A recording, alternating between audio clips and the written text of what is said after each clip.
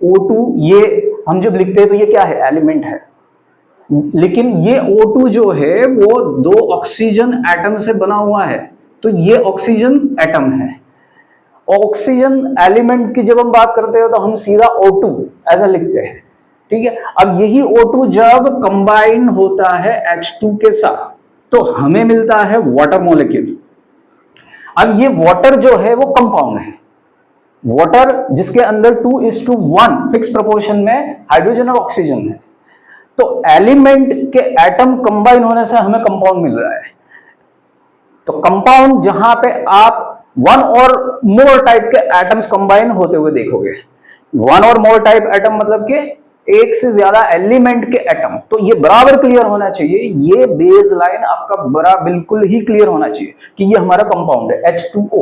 तो H2O के अंदर अलग अलग एलिमेंट है, ये कंपाउंड है, कंपाउंड जिसके अंदर एक फिक्स प्रोपोर्शन है हाइड्रोजन और ऑक्सीजन का।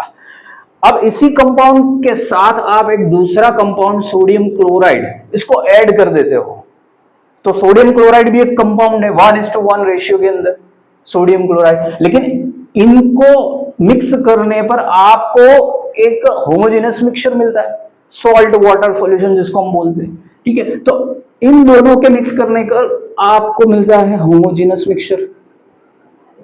तो इस तरह से एक ये मैंने एग्जांपल देके आपको बताया कि आपको ये बिल्कुल ही क्लियर होना चाहिए, ये फंडामेंटल एस्पेक्ट है जिसके अंदर एलिमेंट क्या है, कंपाउंड क्या है, और एलिमेंट, कंपाउंड और मिक्सचर तीन का डिफरेंशिएशन आपको पता होना चाहिए। अब जब आप